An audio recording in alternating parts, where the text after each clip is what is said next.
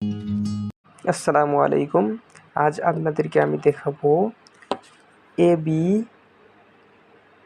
Plus B transpose minus 2C নির্ণয় করা। ঠিক আছে, তো এটা নির্ণয় করতে আমরা সবসময় সঠিক উত্তরে অনেক সময় এরকম কিছু পেয়ে থাকি। তো এটা যদি আমরা সাধারণ পদ্ধতিতে করতে চাই গাইডের নিয়মে, অনেক বড় হয়ে যাবে। দেখুন, অনেক বড় অনেক বড় অনেক বড়। এত সময় তো আমাদের হাতে থাকে, এক্সামের সময় এত সময় আমরা পাবো না। তো কীভাবে শর্টকাটে আমরা ক্যালকুলেটর ব্যবহার করে এই ম্যাথটাকে সলিউশন করতে পারি, আজ আপনাদেরকে দেখাবো। চলুন তাইলে।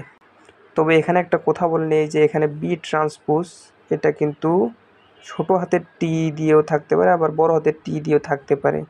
চলুন, যেমনটা দেখতেছেন এখানে বি ট্রান্সপোজ, তো বি ট্রান্সপোজ এই যে বি ট্রান্সপোজ, ঠিক আছে, এই যে বি ট্রান্সপোজ, ঠিক তেমনই কিন্তু এই বি ট্রান্সপোজ আর ওই বি ট্রান্সপোজ একই জিনিস, শুধু ছোটো হাতের এবং বড় হাতের দিয়ে থাকে, মানে একটু ঝামেলা করার জন্য। তো সেটা বড় কথা নয়, বড় কথা হচ্ছে আমাদের এই ম্যাথটাকে করতে হবে ক্যালকুলেটর ব্যবহার করে। কিভাবে খাতায় হাত না দিয়ে আমরা ক্যালকুলেটর ব্যবহার করেই শুধু এই ম্যাথটা সলিউশন করতে পারি। তো চলুন দেখাই। ফার্স্ট স্টেপ, আপনারা প্রথমে মোড সেট আপে যাবেন। এখানে দেখবেন যে ম্যাট্রিক্স মোড আছে 6 নম্বরে, তো 6 চিপবেন। এখানে দেওয়া আছে ম্যাট এ, ম্যাট বি, ম্যাট সি। তো প্রথমে আপনারা যেহেতু এর ম্যাট্রিক্সটা এখানে তুলবেন, মানে এখানে মেমোরিতে লোড করবেন, তাই প্রথমে ম্যাট 1টাতে চিপবেন। ঠিক আছে, তো এখানে জানতে চাচ্ছে 3x3, তার মানে হচ্ছে ম্যাট্রিক্সের সারি 3 এবং কলাম 3।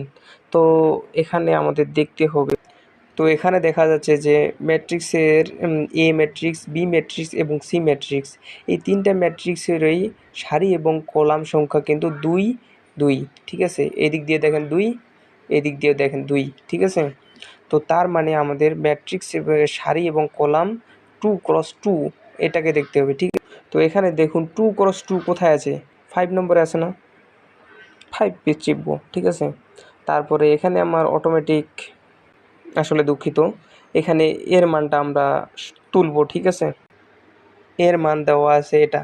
ঠিক আছে, এখানে তো